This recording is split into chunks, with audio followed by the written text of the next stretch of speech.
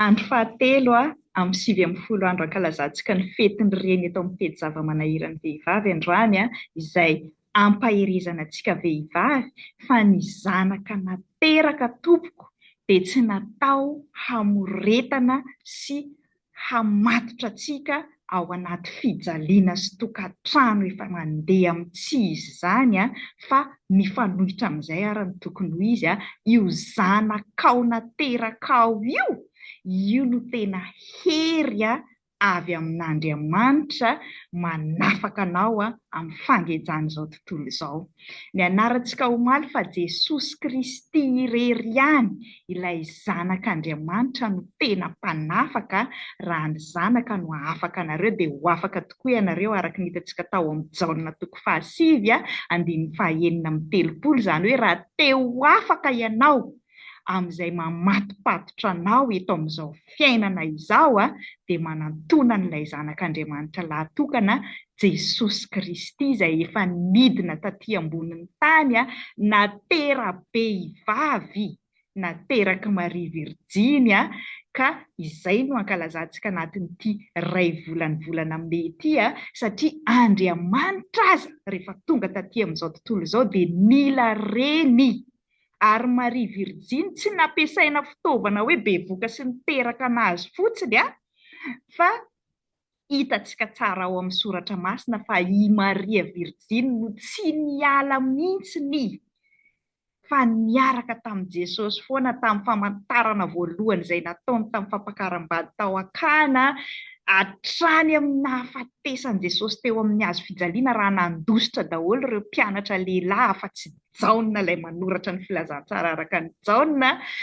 hatramin'ny nitsanganany tamaty sy ny fiangonana rehefa niakatra tany an-danitra Jesosy ao anatin'ny 40 andro niandry ny Ascension ndretsika izao ankalaza ilay niakaran'i Jesosy tany an-danitra dia niaraka tamin'ny mpianatra nivory tao Maria renin'i Jesosy rehefa lasa niakatra tany an-danitra Jesosy ka naniraka ny mpianany hitory ny filazantsara maneran'izao tontolo izao dia teo Maria renin'i Jesosy ary nanangana fiangonana koa tahaka an'ireo mpianatra rehetra na dia tsy voasoratra tsy voaresaka amin'ny tradisiona kristianina mahazatra hatramin'izay aza zany hoe ilay Maria renin'i Jesosy dia tsy natao fitaovana hiteraka fotsiny fa tena nomena hery koa izy nanao nanaparitaka ny asa famonjena ka ankalazaiko miaraka amiko amin'izao 10 andro ankalazana ny fetin'ny reny izao koa. Fa ny tena ho tsindriako koa androany dia tsy ilay Jesosy Kristy zanak'Andriamanitra ihany no manafaka fa tamin'ny tantarako manokana i Dina ny anaran'ny zanako vavy dia tena herin'Andriamanitra nanafaka koa. Azavaiko foana moa io amin'izay manontany hoe inona ny hevitra n'ilay anarana Dina? Mazava ho azy manakaikikaiky an'ilay anarako hoe Dina Bruna ilay izy fa izahay sy ny rainy dia mbola tsy teraka akory Dina, mbola tsy bevoka akory za, mbola tsy honohono hoe hiteraka zahay nijery an'izay filma izay mivady tamin'izany fotoana izany mbola mpivady izay Miracle izay ny titran'io filma io. Izay filma izay mitantaran'ny zazakely anankiray tena marary fa nositranin'i Jesosy sady nataon'i Jesosy fitaovana nanasitrana ny fiainany ankohonany dia hoy izay tamin'izay fotoana izay hoe atsika rehefa miteraka dia ataontsika miracle ny anaran'ny zanakatsika.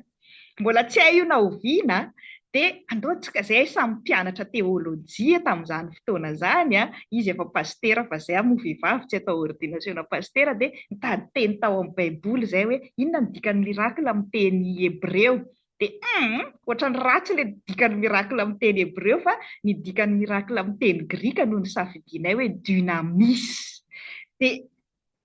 dynamis aleo avy dia afizina hoe Dina zany satria manakaikikaiky an'ilay hoe Brina. Mbola tsy bevoka akory tamin'izay ary tena nasehon'Andriamanitra fa tamin'ny fomba mahagaga tokoa tena miracle koa nabevoka anazy zahay mivady efa nianulen'ilay programa hoe Efa niomakomana moa zany zay hoe mba hiteraka amin'izay tsika fa efa roa taona ny fanambadiana, andao hanomana hiteraka amin'ny taona ho avy. Dia tanatin'io manomana programa io zahay no tonga ny borsa tao amin'ny fianaranay hoe afaka manao fangatana ianao raha te hanohy fianarana teolojia any Norvezy dia mandefasa ny taratasy rehetrarehetra dia hozy za hoe za teo efa vonona andeha be ny sakananareo tsy andeha za ve olona vao vita mariazy mbola vao mamy be ty ny tokantranoko no asainareo hiala tantokantranoko ato za tsy andeha hianatra intsony fa tena ilay vadiko tamin'izay ary ilay ray-anjanako mihitsy no nataon'i Jesosy fitaovana izy no nandresy lahatra anahy tamin'izay fotoana izay hoe mandehana fa reportentsika ilay projentsika hiteraka dia tena nandalo fotoana lava be zany fa tsy hoe indray mandeha niresaka dia nanaiky ihany moa za tamin'izay hoe okay ndao ary satria asan'Andriamanitra koa moa io ka tsao aloha ny fanjakan'Andriamanitra sy ny fahamarinany na iza tsy mahafoy vady na zanaka na tokantrano na inona hanompo an'Andriamanitra dia tsy mendrika ny atao hoe mpianany dia nanaiky aho tamin'izay fa ny zavatra mahagaga tena iny volana nanekeko iny mihitsy ny tadidiko tsara Desembre 2019 tamin'izay no nanao krismasy any Majunga zay sy taom-baovao niaraka tamin'ny ray aman-dreninay tany moa zany no nanao test de grossesse jerena bevoka nefa dia tena nitandrina tsara fa mbola tsy niomana hiteraka dia tena miracle na tamin'io fotoana io aza hoe vao anatin'ny fotoana mian'ile programa tsika tadidiko tamin'izay nisy reny mpianakaviana zay ao Antananarivo ao izy namangy ny fiangonana tao Antananarivo moa zay satria ny fanarahanay tamin'izaho mbola nanambady moa zany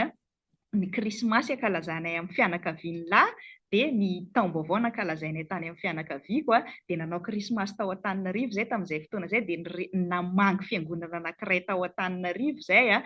nanao asa pastoraly tao zany ny ray-anjanako tamin'izay dia hozy ity vehivavy ity rehefa nilazainay vaovao hoe tena hikarakara andeha hianatra any Norvezy raha sitrapon'ny tompo dia hozy izy hoe dia tsy hiteraka ve aleo mba miteraka aloha vao mandeha dia hozy zay hoe aiza koa ny mbola hiterana vao andeha zao ary efa Desambra raha sitrapon'ny tompo efa andeha afaka 5 volana efa tsy afaka hiteraka intsony mbola tsy nanao testa zay tamin'io fa kay zany efa tao hidina fa mbola tsy nafantatra zay mivady krismasy efa taorianany bonane